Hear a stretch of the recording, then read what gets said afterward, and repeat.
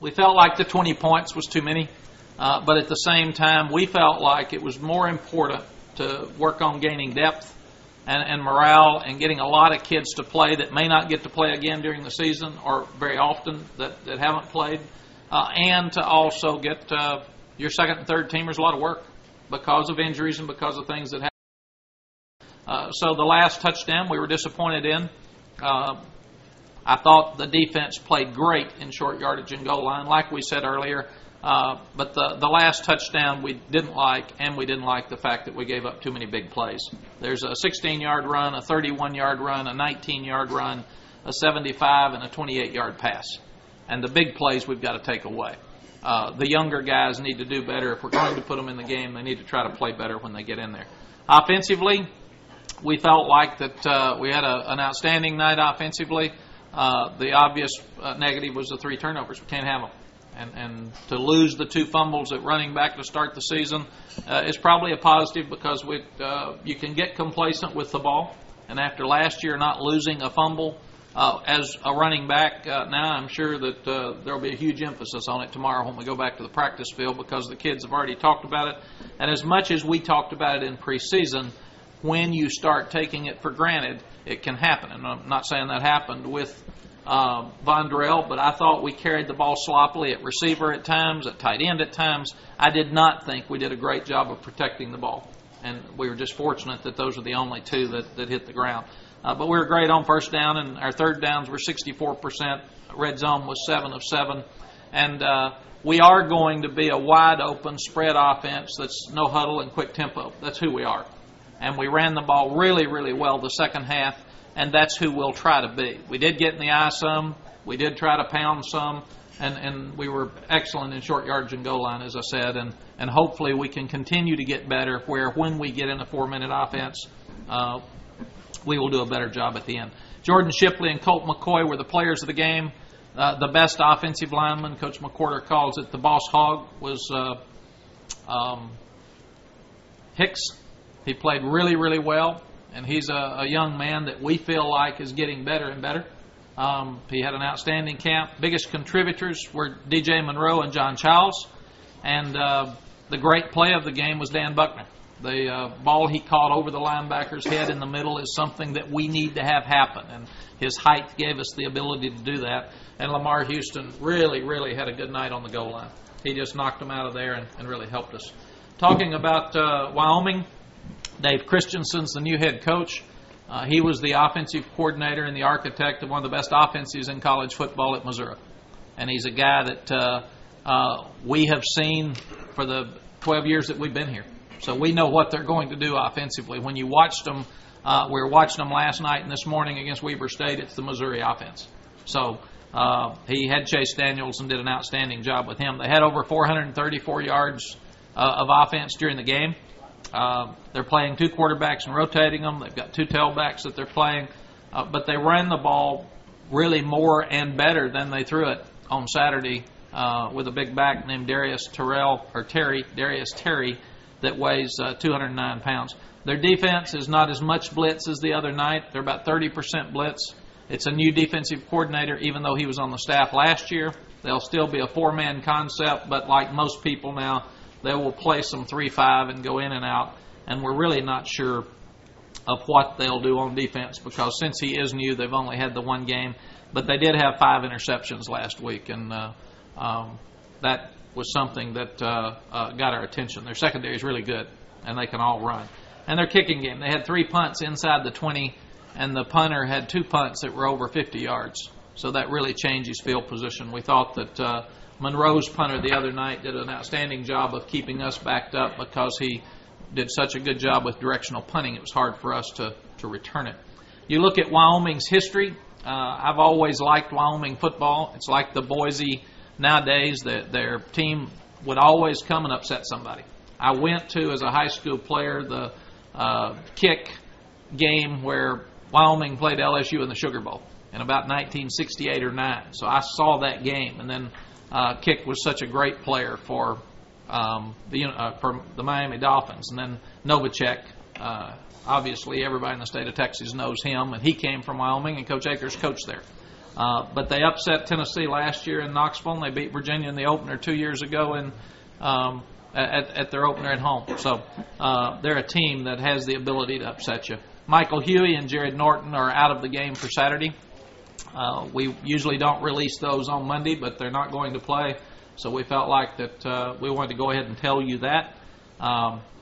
We will not know any more, or we do not know any more about the unresolved academic issues. So until we know something, we won't discuss that anymore. But that will be reflected on the depth chart, because those 3 young men are not on there this week, because until we get information, we've got to plan on playing without them. And because of the injury to Michael Huey, Trey Allen will move back to left guard this week. He did play defensive tackle, offensive tackle, and on special teams Saturday night.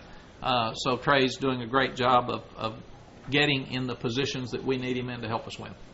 Questions? Mack, is there a timetable on the academic issues? No, not for me. It's somebody else's decision. Looking around the country, you kind of see the unsettling, some upsets.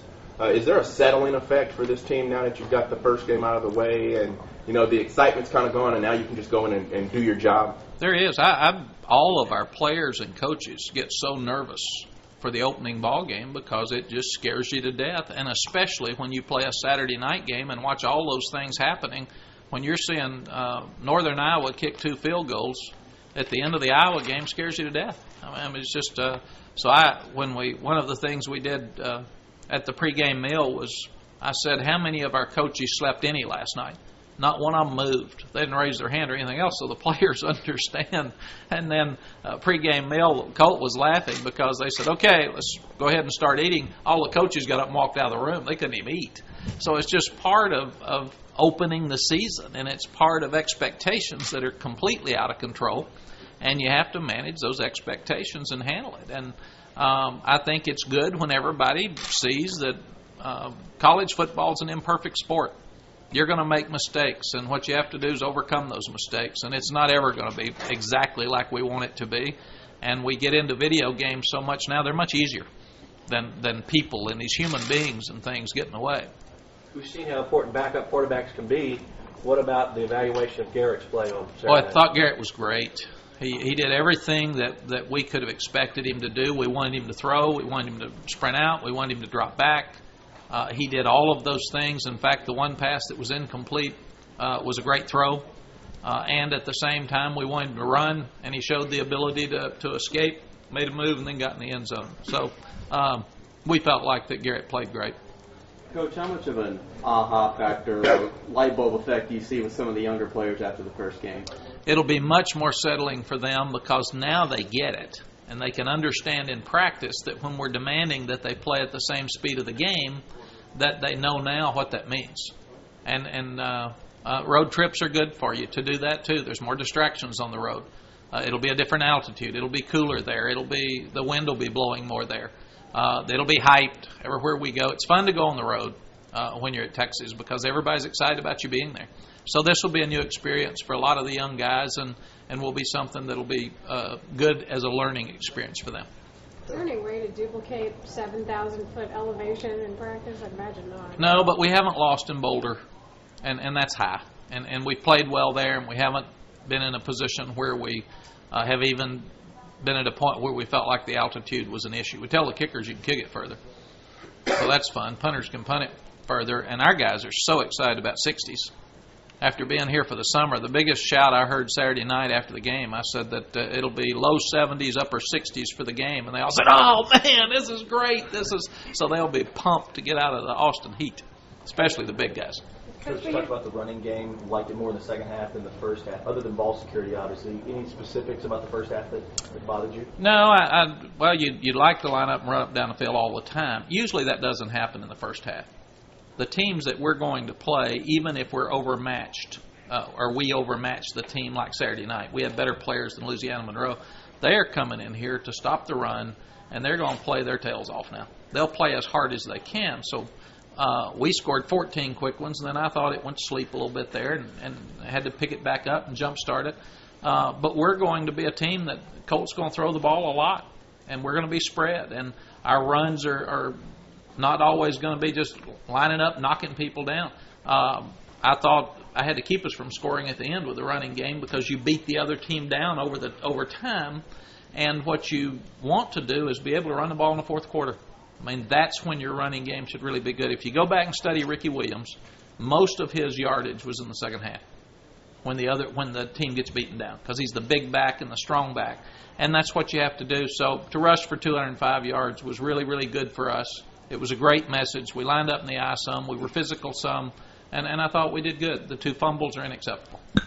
Coach, was there something when you went back and looked at film someone that stuck out to you that maybe you didn't notice in the game, good or bad? Oh, gosh. Let's see. Offensively, David Snow is really coming on. He played a lot of plays for us, and we were excited about him. John Childs is really getting better and more confident, and he is now a receiver, so we're really excited for him. And I think that's good. The obvious DJ Monroe, we've got to figure out. I didn't realize he only played 12 plays. So it looked like he had production on every one of them except one. He had a counter play that knocked him back. And if you think about the difference in DJ Monroe in the running game and Ricky, there's probably about 100 pounds difference. So, I mean, it's going to be a different looking running game than what some of our fans are used to. We were excited that Marquise Goodwin got in the game and got to make some plays. We felt like Trey Newton really looked good in special teams and when he got in the game. He made some great cuts, and we know the game was over by the time he got in there as a running back, but still cuts are cuts. Defensively, the young linebackers were impressive. Keenan Robinson and Emmanuel Acho, Dustin Ernest did a really good job for us. The Sam Acho improvement is huge. He really has come a million miles like we saw.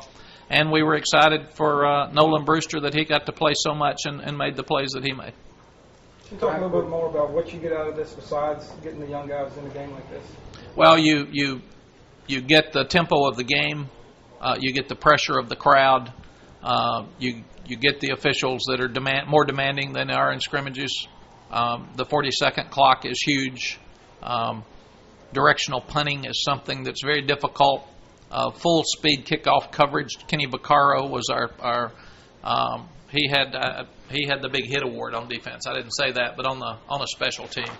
I missed that one as we got down there. See if I missed anything else. But he was the guy that knocked him out with a hard hat award and did great. So probably, John, the special teams plays are huge in games like that because you can just change games, and it really reflects how turnovers can change a game. To drop a ball at the 20 and let them run it back and get it inside the 10, if we punt that ball, Louisiana Monroe may not score. And people look at the defense giving up those points. They really only gave up 3 points, and that was a time in our defense where it would have been an easy score for the other team. So we felt like that's the biggest thing. It's now they're practicing for a purpose instead of just practicing to get through 2-a-days and get to the first game. They understand that the standard is very high here, and that I was impressed by them that they did not walk out of there. If we'd have scored 59 points around here in the past, everybody would have said, wow, what a blowout. This is the best team ever. We score 59 now, and everybody's talking about all the negatives that happened in the game. So our culture's changed. And that's okay because the players did the same thing. I had to tell Colt, I know you were down to 72% and 2 touchdown passes. So hang on here, bud. Let's get back to reality. Coach, in light of what happened at Boise the other night, have you told your kids what to do on the road after the game, or specific? Did you address it with you guys? We have. Mike Bellotti's a good friend of mine, and you always hate to see something like that happen to a kid. I mean, it's not about the coaches. It's not about the program. But these kids are spent after a game. And kids, when you lose a tough one on the road, it's why I don't like fans out on the field. It's why I don't like people out there around the kids. Leave the kids alone and let them get somewhere and settle down before they talk to you all, before they talk to me, because their whole lives are about winning that game at that moment. And it's a tremendous amount of pressure. And we talked about the shaking hands with the other team before the game. You're going to hit each other hard for 3.5 hours, and they're going to go out and say good luck. Most kids don't want to say good luck before a game. They'd rather get this thing started because of the buildup. But I thought our guys handled it really well. And when the game got out of control, I want to give Charlie Weatherby and his players credit. I didn't see the one shot on Colt out of bounds was a tough shot, but the kid, it was close, and the kid wasn't trying to hit him. And a lot of times there's cheap shots in these games. I didn't see any, either side. I thought kids played hard, and if there was a penalty, it was a penalty because a kid made a poor decision in the game, but not because he was angry or taunting the other team.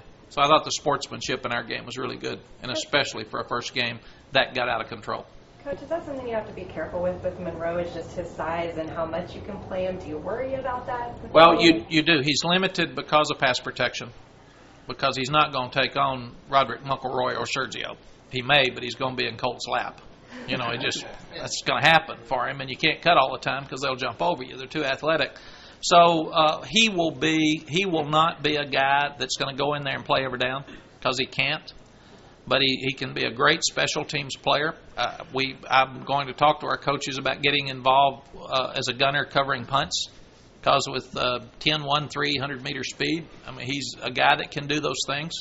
He is not a great punt catcher, so that's not something he will do at this time. We'll keep working with him in that area. But he's a guy that Greg and the offensive staff will keep doing what they did the other night. Get him 10, 12 plays a game, try to get the ball in his hands in space, and let him make some plays. Coach, between the injuries with Huey and Norton and then the three guys at the suspension right now, you guys are having to take on maybe a little bit more losses, at least especially compared to last year. Is this a good test, I mean, for the kind of the guys who are around and their mettle and kind of fighting through a tough early season situation? It is, but you can't talk about who's not playing. You talk about who is. And at the University of Texas, we recruit hard year-round to make sure that we got enough guys. And what you do is you move somebody there if you're depleted. Our tight end position was a disaster to start the season, and Dan Buckner looked great the other night. So that's what you do. You take a tough situation and you handle it and you move forward. In coaching, in modern-day coaching, if you can't take crisis, which you're going to have when you got 120 teenagers, if you can't take crisis and turn them into positives, you'll get fired. You're not going to make it because you're going to have the crisis. You try not to. And when you have them, you got to fix them. And that's what we do at Texas, and then we move forward. Anything else? Mack, you mentioned Sam Macho. Two more? Yes. You mentioned Sam Macho. Can you just expand a little on his improvement and how great he played on Saturday? Yes, Sam probably improved so much because he got to play some last year, but he became the guy in the spring, and it stepped up his game. So he's 260 pounds. He can play in a pass rush position as a tackle, which he did some the other night. He can play end. He's in great shape. He's a tremendous young man. And we're so fortunate that, and he's real smart. I think he tested out of 27 hours when he got here. So he's just a brilliant young man. And he and Emmanuel Acho have come in here from St. Mark's, and they're both making a real impact on our team. Emmanuel played a whole lot the other night. So we're excited about the Achos and what they bring to our team. Mike. With the rule change for jerseys this year, I think UT will ever wear orange on the road, or will people wear colored jerseys here? We are so traditional in what we do, I would not think so. I do remember that when Oregon was wearing green, I think, in the Holiday Bowl, maybe in 2000, we requested that we could wear orange, and the NCAA said no. So that might be something that if we feel like it's a bowl game and it's not the traditional us or them type thing, then we might. Now, obviously, if you're playing Georgia Tech or LSU, they wear white at home, so then you would be in a position where you would agree for their tradition to wear orange at their place. What other teams here? It's never been asked, but I would think that we'd want to wear orange here. I think that's who we are, and that if an LSU and a Georgia Tech came in, I think, again, we'd probably, because of the way we feel about history and tradition, if that's what those schools do, then we would look at it. But just for a regular game, I would not think so. Never be a color versus color like UCLA, USC last year? I don't know. It might, if it doesn't affect us. I don't think we would change our color. If they could wear, if it's blue and orange, it wouldn't bother us any. We're thinking about going to an orange turf. On that, we're going to the conference. That was humor.